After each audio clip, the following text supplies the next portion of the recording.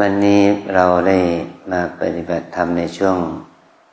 ขึ้นปีใหม่นะช่วงนี้เราเป็นฤดูกาลที่เป็นฤดูหนาวเนาะสู้ไหวไหมอากาศเย็นสู้ไหวเนาะ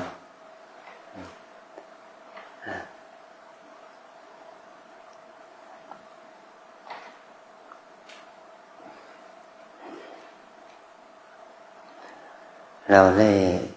ขอขมาพระรัตนตรัยเมื่อเราเข้ามาสู่สถานที่เพื่อจะได้ขัดเกลาตัวเองน้อมจิตน้อมนึกถึงสิ่งที่เราทำพูดคิดในทางที่เป็นบุญเป็นทางที่ดีที่เราน้อมนึกถึงพระรัตนตรัยแต่บางครั้งบางขณะบางเวลาในอดีตที่ผ่านมาเนาะเราก็คิดถึงเรื่องของพระเรื่องของพระสงฆ์เรื่องของพระศาสนาหรือว่านินทาพระเราก็มองพระสงฆ์ในลักษณะเป็นลบมองในพระรัตนตรัยพระพุทธพระธรรมในทางที่เป็นลบ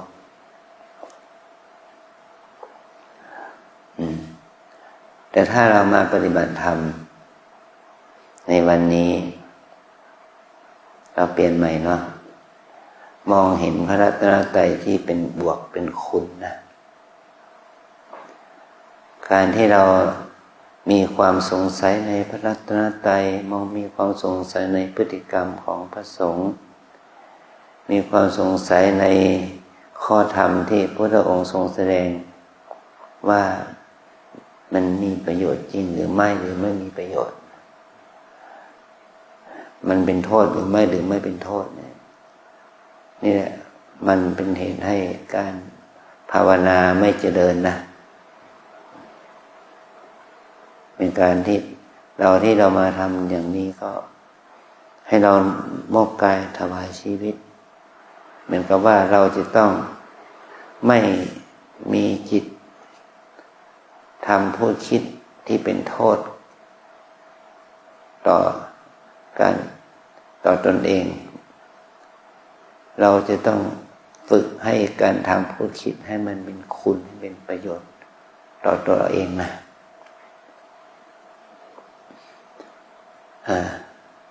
การปฏิบัติวิปัสสนากรรมฐาน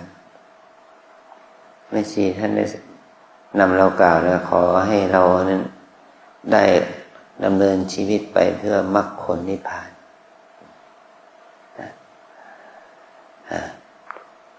การที่เราปฏิบัตินี่เพื่อมรรคผลนิพพาน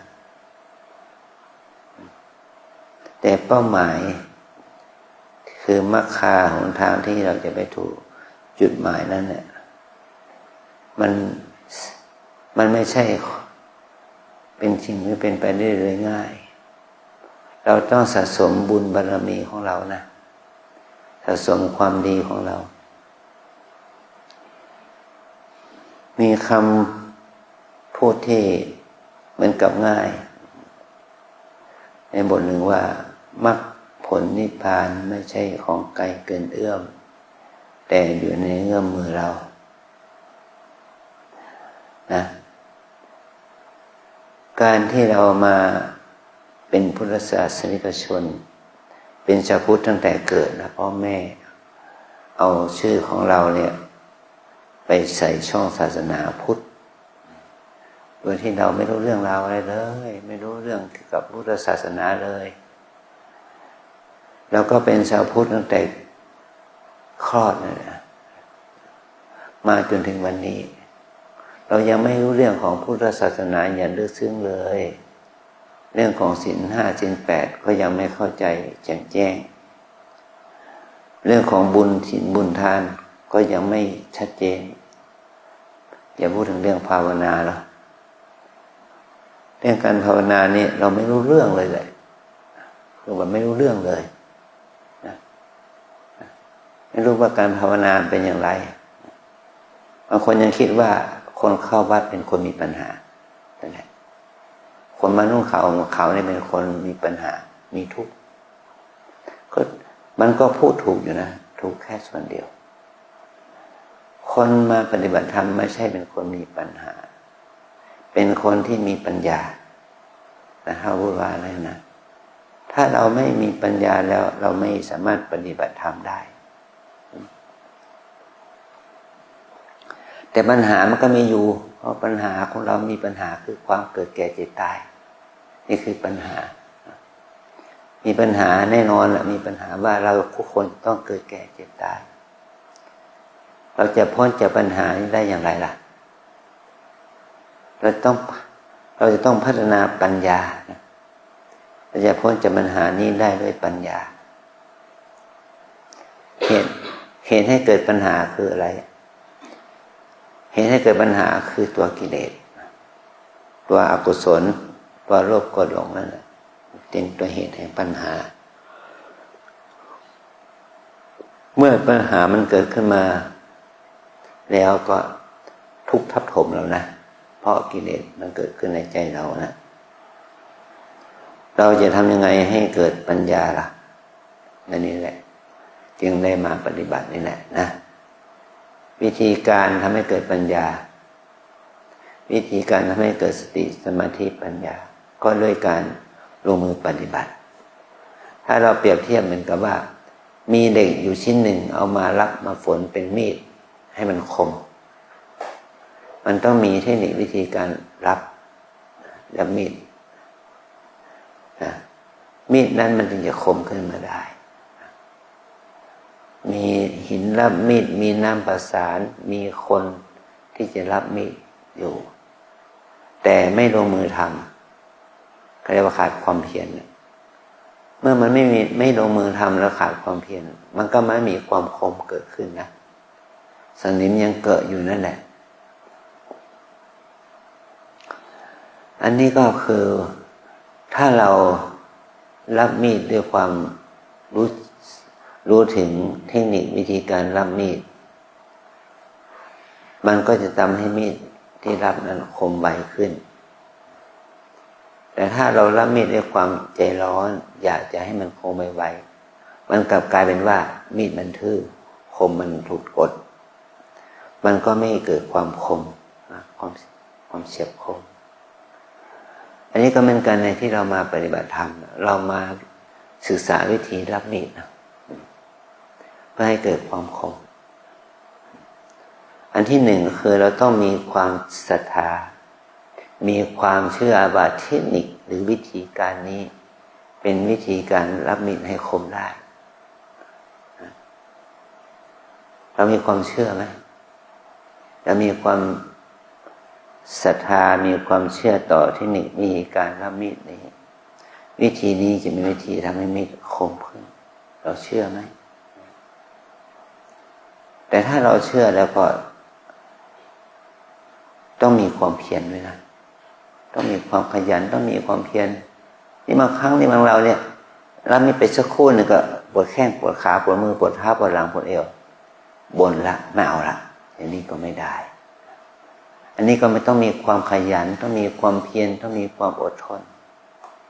ถ้าเรามีความเพียรมีความอดทนมันก็จะทำให้เรามีใจสู้เห็นผลสำเร็จที่เป็นบวกนะเราต้องใจสู้มีความเพียรการที่เรามีความเพียรนั้นเราจะทำให้การรับมีดดีขึ้นทำยังไงเราก็ต้องมีสติทำอย่างมีสติไม่ได้ทำอย่างมีความอยากถ้าเราทำอย่างมีความอยากมันก็ทำให้ไม่เกิดผลเราต้องทำอย่างมีสติสัมปชัญญะเมื่อเราทำอย่างมีสติเราก็ต้องทำอย่างมีความใส่ใจฝึกนั่นแหละฝึกมันบ่อยๆขยันที่จะเพียรบ่อยๆเนี่ยการฝึกเนี่ยต้องใช้การเวลาไม่ใช่ว่ามานั่ง5 ทีหลับตาแล้วก็มันจะมารู้ไทม์ไลน์ ไม่ได้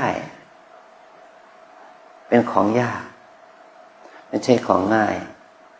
แม้เราจะมีความรู้ทางโลกปริญญาโทปริญญาเอกอะไรก็ตาม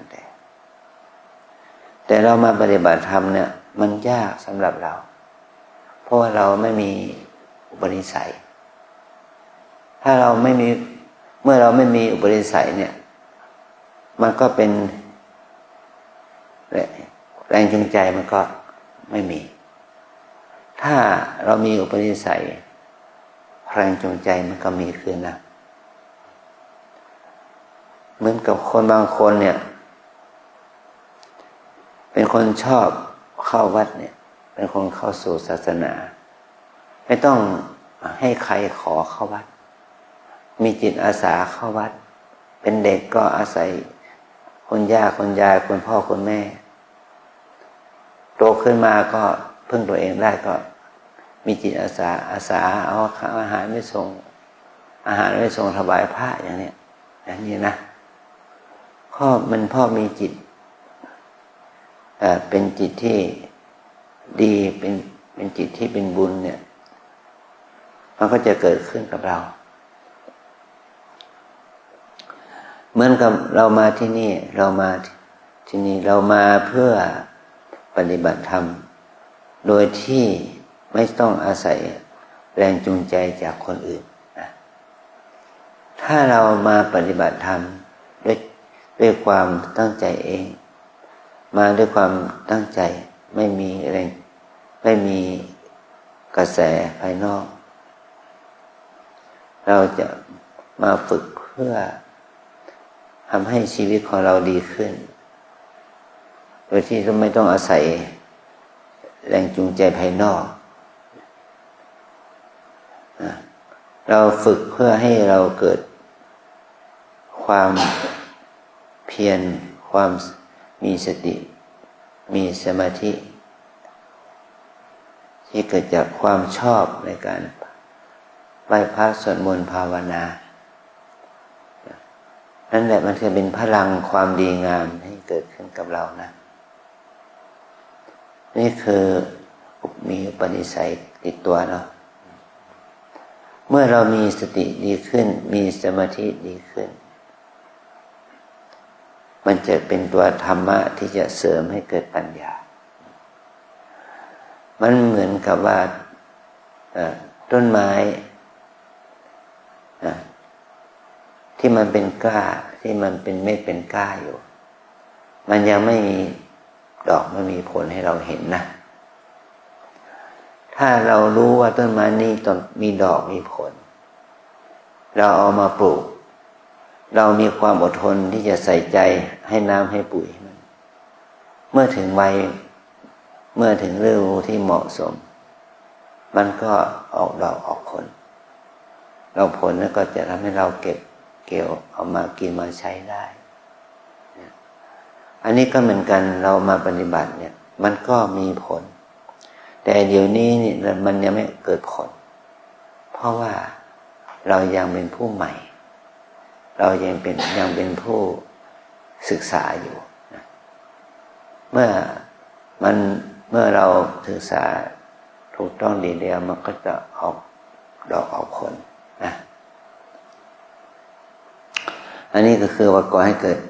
สติสมาธิแล้วก็ก่อให้เกิดปัญญาความรู้นะเราจะรู้อะไรเกี่ยวกับการปฏิบัติธรรมอันนี้เราจะให้เรารู้ถึงการอานิสงส์ของการปฏิบัติธรรมด้วยอะไรล่ะด้วยว่าเราจะได้รู้ว่าตัวเราทุกคนเนี่ยที่มันเป็นทุกข์ก็เกิดจากอะไรเกิดจากกิเลสเกิดจากอกุศลเกิดจากกิจกรรมการกระทำการพูดการคิดที่มันเป็นความไม่ดีมันเป็นทุจริตมันจึงเป็นเหตุให้เราเกิดความทุกข์เมื่อเรารู้ตัวเองแล้วอย่างนี้ก็เราฝึกขัดเกลากิเลสอกุศลออกไปจากใจเรานะเมื่อจิตใจที่เกิดจากการฝึกขัดเกลานี่มัน ทำให้มันสะอาดดีขึ้นมันทำให้มันแหลมคมดีขึ้นนั่นแหละมันจึงออกผลให้เราเห็นว่าทุกข์ที่เกิดจากกิเลสนั้นเบาบางลงไปอกุศลนั้นมันก็จะเบาบางลงไปเนาะความคิดความยึดถือว่าเป็นตัวเป็นตนนี่แหละนะจุดเริ่มต้นของการเจริญภาวนาก็ทำให้เราเกิดปัญญารู้ว่าตัวเราเนี่ยไม่ว่าหญิงหรือชายนะไม่ว่าจะเป็นพระเป็นโยมนะไม่ว่าจะอยู่ในวัยไหนช่วงปฐมวัยมัชฌิมวัยปัจฉิมวัยก็ให้เรารู้ว่าสิ่งเหล่านี้ที่เราเรียกว่าหญิงชายนี่ว่าที่เราเรียกว่าชายหญิงนี้เนี่ยที่แท้จริงคือธรรมะธรรมะตัวธรรมะนี่ไม่ใช่อื่นใดเลยก็คือตัวเรานั่นเองตัวเราเนี่ยคือที่เป็นชายหญิงเนี่ยที่มันเป็นธรรมะก็คือว่าหนึ่งมันเป็นธรรมะในฐานะที่เป็นรูปธรรมเราจะสังเกตว่าร่างกายเราทั้งหมดทั้งมวลนี่ตั้งแต่อยู่ในครรภ์แม่จนถึงปัจจุบันนี้มันเกิดขึ้นมาด้วยธาตุสี่ดินน้ำไฟลมนะถ้าดินน้ำไฟลมนี่มันก็เกิดจากสมุฏฐานสี่เหมือนกันคือเกิดจากกรรมเกิดจากจิตเกิดจากอุตุและอาหารนะเมื่อกรรมจิตอุตุอาหารมีซึ่งเป็นตัวเหตุของรูปธรรมนี่มันเข้าไปสะสมอยู่ในอวัยวะที่เราเรียกว่าเซลล์ของมารดาและบิดาที่ก่อเกิดเป็นสัตว์โลกล่ะมันก็ค่อยให้เจริญเติบโตขึ้นมาจะเป็นเซลล์สัตว์เซลล์เดียวก็เป็น2เซลล์4เซลล์8เซลล์ไปตามนั้นจนกลายเป็นทารกอ่อนๆนะ1 อาทิตย์2 สัปดาห์3 สัปดาห์1 เดือน3 เดือน7 เดือน8 เดือน9 เดือนไปมันก็กลายเป็นอวัยวะผมขนเล็บฟันหนังนะกลายเป็นอวัยวะสมบูรณ์อยู่กับในครรภ์แม่ไม่ได้หรอกต้องคลอดออกมาอันนี้ก็คือปรากฏการณ์ของรูปธรรมที่ประกอบด้วยธาตุสี่ธาตุดินน้ำไฟลมเนี่ยแล้วก็มีอวัยวะเป็นผมขนเล็บฟันหนังตาหูจมูกลิ้นกายใจมือเท้านะอันนี้สิ่งเหล่านี้มันพัฒนามาจนถึงทุกวันนี้จากเด็กอ่อนแบเบาะนะมาถึงเป็นคนเฒ่าคนแก่อย่างนี้แหละผมงอกฟันหักอย่างนี้นะมาจนถึงวันนี้นะนี่คือความจริงของกายใช่ไหมความจริงของกายกายเนี่ยมันเป็นของที่ปรากฏออกมาให้เราเห็นถึงความผันแปรเปลี่ยนแปลงว่าเกิดแก่เจ็บเห็นไหมเราก็มีเกิดมีแก่มีเจ็บมีความผันแปรนะแม้ว่าเราจะมาประพฤติปฏิบัติแม้ว่าเราจะมาทำความดีแค่ไหนมันก็มีความป่วยความไข้ความเจ็บความปวดความทุกข์นี่เป็นอาการของกายกายนี้จะต้องอยู่ได้ด้วยอากาศน้ำและอาหารนะสิ่งแวดล้อมจะมาเอื้อให้เราได้ความสมดุลของร่างกายอันที่สองเราจะต้องอยู่กับความเป็นจริงว่าชีวิตของมนุษย์เรานะมันไม่ใช่มีแค่กายเนาะไม่ใช่มีแค่กายมีอะไรด้วยมีจิตหรือมีใจนะมีจิตใจด้วยจิตใจนี่เราเรียกว่านามธรรมนะภาษาพระเราเรียกว่านามธรรมแปลว่าธรรมะที่มีสภาพรู้นะเรารู้นะรู้ว่าสิ่งที่มากระทบที่หูเนี่ยคือเสียงได้ยินแล้วก็รู้ความหมายใช่ไหมเราก็รู้ความหมายเนาะรู้ว่าสิ่งที่กระทบที่ตาคือสีที่กระทบที่ตาเนี่ยเรารู้ความหมายของมันว่าเป็นสีขาวสีเขียวสีแดงสีเหลืองรู้ความหมายว่ามีชื่อสมมุติว่าเป็นดอกไม้เป็นผ้า เป็นอะไรอย่างนี้นะเป็นสีที่ว่าเป็นสีนั้นสีนี้ก็เหตุว่ามันเป็นสิ่งที่เราได้เรียนรู้กันมาตั้งแต่เด็กแล้วว่าสิ่งที่เราเห็นด้วยตาเนี่ยเป็นคนเป็นสัตว์นะเรียกว่าเป็นการรู้เห็นโดยสมมุติว่าเป็นคนเป็นสัตว์เห็นปุ๊บก็ว่าเป็นสุนัขเป็นแมวเป็นเป็ดเป็นไก่เป็นวัวเป็นควายเป็นหญิงเป็นชายเป็นคนไทยคนต่างประเทศเป็นฝรั่งมังค่า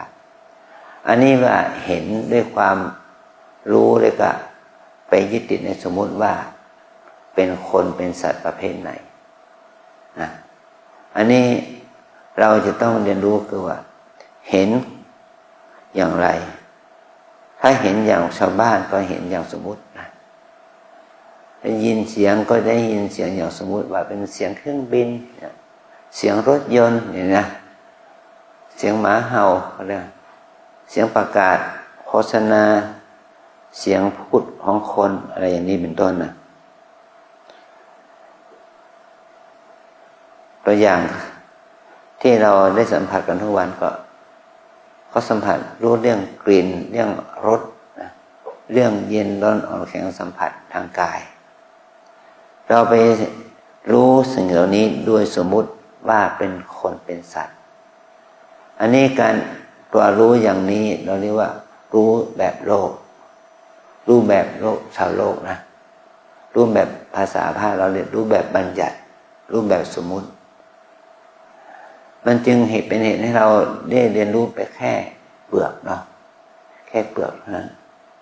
ไม่เข้าถึงกับพี่ไม่เข้าถึงแก่นเนี่ย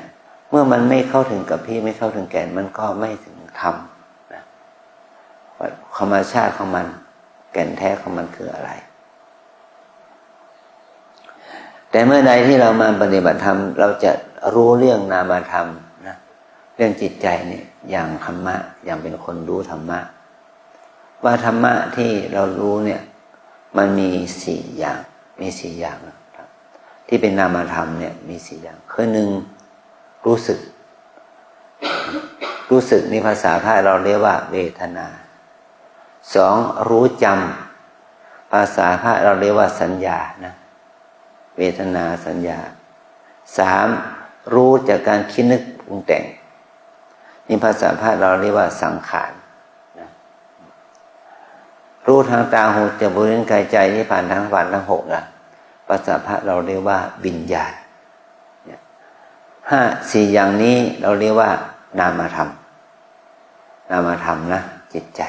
ภาษาพาเราเรียกว่านามธรรมหรือภาษาชาวบ้านเรียกง่ายๆว่าจิตใจมีอยู่สี่อย่างคือเวทนาความจำความรู้สึกสัญญาความรู้จำสังขารความรู้ที่เกิดจากการคิดนึกปรุงแต่งด้วยบุญด้วยบาปกุศลอกุศลนั่นแหละนะวิญญาณความรู้ที่เป็นธรรมชาติเมื่อเสียงกระทบหูเกิดการได้ยินเราลืมตาเกิดการเห็นนั่นแหละเนาะมีกลิ่นกระทบก็รู้กลิ่นมีรสกระทบก็รู้รสมีเย็นร้อนอ่อนแข็งกระทบกายก็รู้เย็นร้อนอ่อนแข็งกระทบกายได้รู้อย่างนี้แล้วนะเราก็เอามาปรุงแต่งอีกชอบไม่ชอบยินดียินร้ายในฐานะเป็นคนเป็นสัตว์เป็นสิ่งของนะนี่เราจะเรียนรู้ถึงนามธรรมเหล่านี้ว่ารูปธรรมเหล่านี้นามธรรมเหล่านี้มันเกิดขึ้นด้วยมีเหตุมันจึงมีผลมีเหตุเกิดขึ้นมันจึงมีผลเมื่อเหตุเกิดผลจึงเกิดเมื่อเหตุดับผลจึงดับนะเราจะได้เข้าใจคำว่าอนิจจังความไม่เที่ยงทุกขังความเป็นทุกข์อนัตตาความไม่ใช่ตัวตนนะฝึกจากการที่เรายึดติดสมมุติอย่างมั่นคงอย่างแน่นมั่นคงฝึกเอาสมมุติออกให้เห็นเป็นตัวธรรมะให้รู้ถึงความเป็นรูปธรรมคือกายนามธรรมคือใจและรูปธรรมนามธรรมนี่ก็มีความเกิดดับพันแปรเปลี่ยนแปลงไม่สามารถที่จะเข้าไปยึดถือยึดมั่นได้ถ้าเราไม่ปฏิบัติเราจะไม่มีประสบการณ์นะถ้าเรามาปฏิบัติเราก็จะมีประสบการณ์ของการรู้นะให้ยิ่งขึ้นไปนะ แต่พอเรานี่บางคนมา3 วันนี่ก็อาจารย์ก็ปวดหัวอยู่นะลงจะรู้ได้เท่าไหร่เห็นไหมเราจะรู้ได้เท่าไหร่มันถึงจะมีประสบการณ์อย่างนี้การมาปฏิบัติธรรมไม่ใช่มาเอาเวลาไม่ใช่มาเอาชั่วโมงแต่เรามาปฏิบัติธรรมเรามาเอาบุญเราเอามาเอาความรู้เรามาเอาความรู้สึกที่ดีเกิดขึ้นเนี่ยความรู้สึกที่ดีมีบวกมีความรู้สึกเป็นบวกที่มันเกิดขึ้นว่าสภาพจิตที่เราเรียกว่าเป็นของเราเนี่ยนะ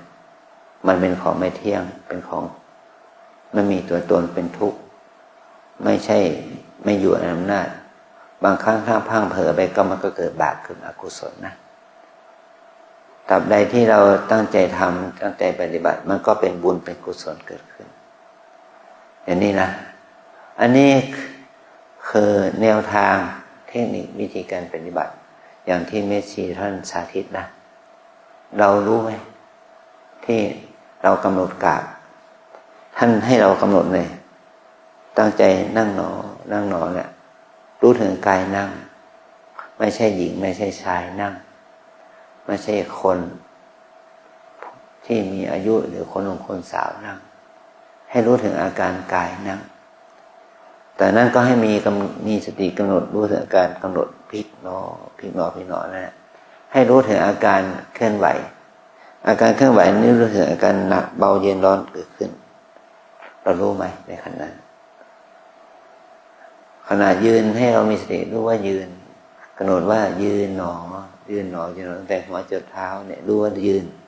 ไม่ใช่ผู้หญิงยืนไม่ใช่ผู้ชายยืนนะไม่ใช่คนสัตว์หรือทั้งหลายยืนมันเป็นเพียงแค่อาการของกายยืนอย่างนี้นะขวาย่างซ้ายย่างก็ไม่ใช่ว่าขวาย่างหนอซ้ายย่างหนอไอ้คำพูดว่าขวาย่างซ้ายย่างเป็นการพูดแบบภาษาสมมุติแต่เรารู้ถึงอาการที่รูปขันธ์คือกายเนี่ยเคลื่อนไหวเบาหนักเย็นร้อนยังไงให้เรามีสติรู้อาการเคลื่อนไหวนั้นแล้วกำหนดภาวนาบริกรรมว่าขวาย่างซ้ายย่างนั่นเป็นการที่เราเอาสมมุติมาหุ้มห่อปรมัตถ์ทำให้เรารู้ถึงความจริงอย่างชัดเจนขึ้นใส่ใจให้มากขึ้นอย่างนี้เป็นต้นนะเราปฏิบัติเพื่อให้เกิดตัวปัญญาเพื่อให้เกิดสติสมาธิทำให้ความเพียรความใส่ใจเกิดขึ้นแม้แต่เรานั่งล่ะลงนั่งเมื่อเรานั่งเรียบร้อยแล้วก็มือวางหน้าตักเรียบร้อยแล้วก็กำหนดภาวนาหายใจเข้าให้รู้ว่าหายใจเข้าหายใจออกให้รู้ว่าหายใจออกนะแต่ตอนที่เราใช้คำบริกรรมนี่แหละหายใจเข้ารู้พองรู้ถึงท้องพองหายใจออกรู้ถึงท้องยุบนะหายใจเข้าให้มีสติรู้ว่าพองหายใจออกให้มีสติรู้ว่ายุบบริกรรมว่าพองหนอยุบหนอมันเหมือนกับว่าเรามีลูกโป่งใบหนึ่งลมมันมีไหมลมมีลมไหมไม่มีเหรอไม่มีลมเหรอ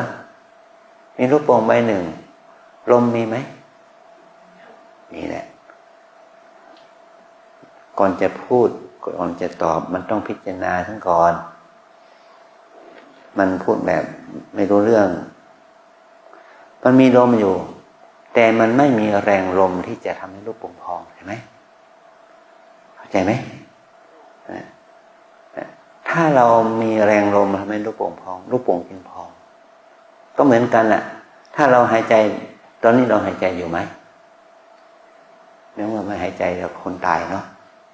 คนตายมันยืนมันนั่งอยู่ที่นี่ได้ยังไงคนเราทุกคนต้องหายใจอยู่แต่เราไม่มีสติรู้ว่าหายใจเห็นไหมการที่เราหายใจเข้าหายใจออกมันมีอยู่แต่เราไม่รู้อาการพองยุบอย่างนี้แหละเราต้องหายใจลึกๆยาวๆรู้ถึงอาการหายใจเข้าเมื่อหายใจเข้ารู้แล้วมันก็ทำให้อาการของท้องมันพองขึ้นมันเหมือนกับเราเป่าลมเข้าลูกโป่งนะถ้าเราเป่าลมให้แรงขึ้นลูกโป่งมันก็พองได้นะถ้าเราป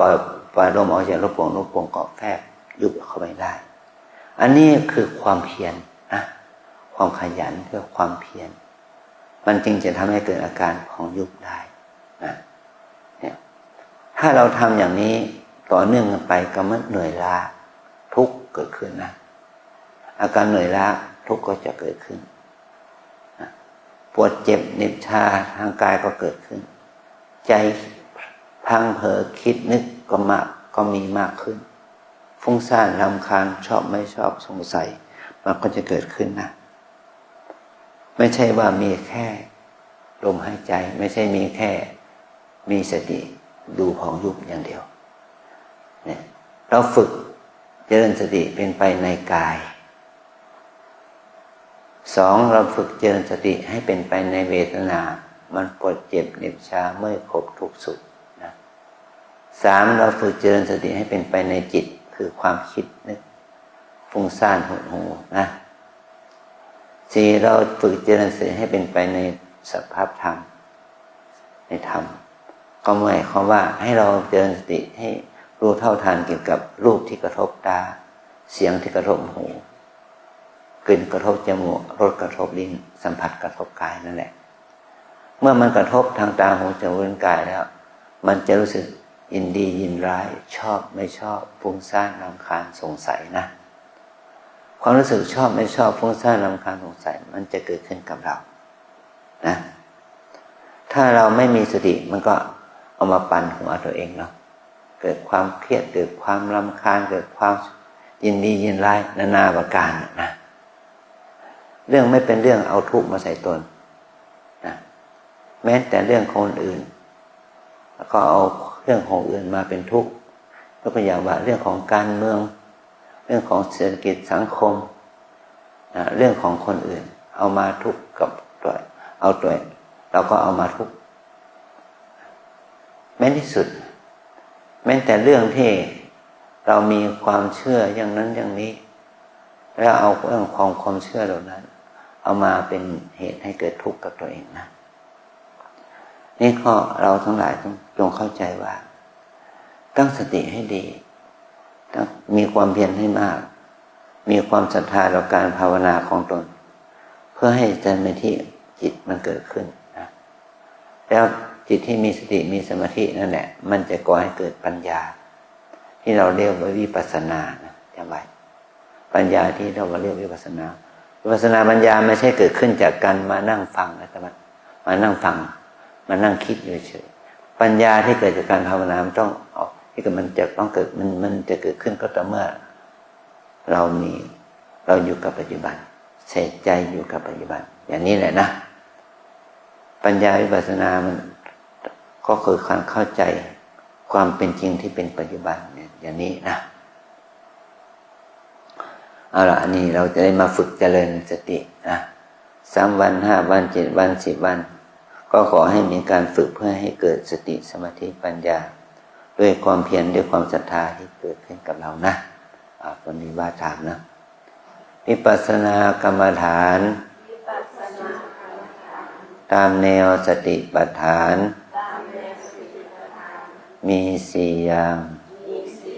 1กาย2เวทนา3จิต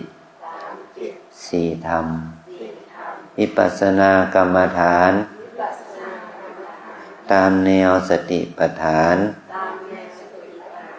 มี4อย่าง1กาย2เวทนา3จิต4ธรรม1กาย2เวทนา3จิต4ธรรมกายเวทนาจิตธรรมขอให้เราได้ฝึกฝนอบรมเจริญสติเป็นไปในกายเวทนาจิตธรรมอย่างที่แม่ชีท่านสาธิตนะแต่เราต้องฝึก